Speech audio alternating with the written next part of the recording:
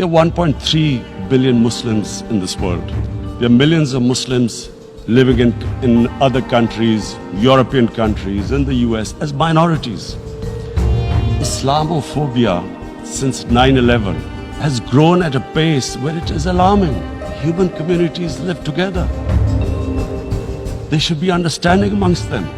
But Islamophobia is creating a division. Muslim women wearing hijab, it's become an issue. It's become an issue in some countries. Hijab is some sort of a weapon. A woman can take off her clothes in countries, but she can't put on more clothes. How is this happening? Because of Islamophobia. How did this Islamophobia start? After 9/11. And why did it start? Because certain Western leaders equated terrorism with Islam, Islamic terrorism, radical Islam. What is radical Islam? There is only one Islam, and that is the Islam we follow of Prophet Muhammad sallallahu alaihi wasallam. This Islamic terrorism, Islamic radicalism, and sadly used by leaders, this has been the main reason for this Islamophobia. And it has caused pain amongst Muslims. After 9/11, when this thing came about war against radical Islam, rather than Muslim leaders trying to explain to the West that there is no such thing as radical Islam, in all human communities, they are radicals. They are liberals and rest are moderate. Christians, Jews, everyone has it. But Islam is not radical, neither Judaism, neither Christianity, neither Hinduism. No religion preaches radicalism. The basis of all religion is compassion and justice, which differentiates us from the animal kingdom.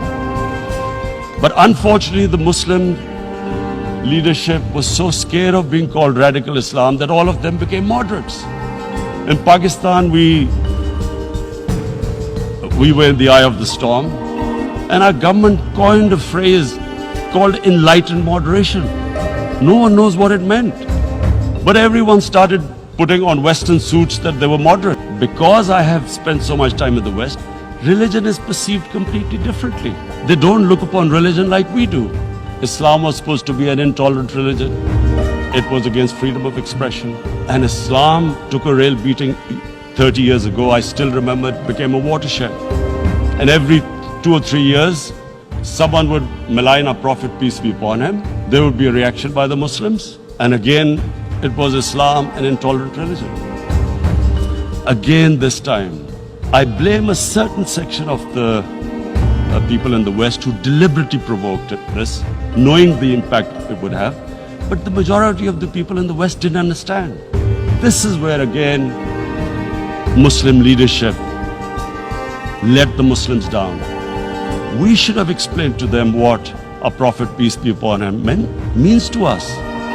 So in 1 minute, I'll try and explain what he means to us. A Prophet was the witness to the divine book, the Holy Quran. The Holy Quran is the book of guidance for Muslims, and the Prophet's life was living the Quran. He was an example of what the Quran guided us to be. So he is the ideal we all try to get to.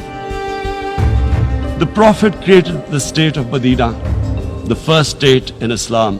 That state was the basis of a Muslim civilization which became the predominant civilization for the next 700 years. In Islam, the Prophet announced that everyone was free to practice his religion. It was a sacred duty to protect the places of worship of all religions. He announced that every person is equal in front of law, whatever his religion or his color.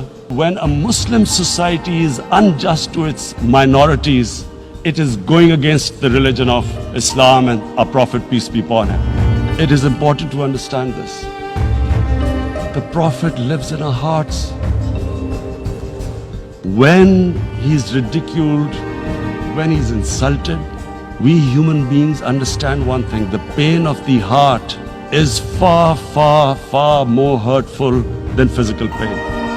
And that's why the Muslims react. And I always thought that if I ever had this stage, I would try and explain this to the world community, especially to the Western community, because having lived in the Western community, people didn't understand this.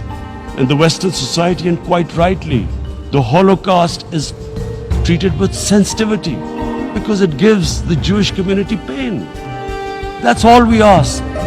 That do not use freedom of speech to cause us pain by insulting our holy prophet. That's all we want.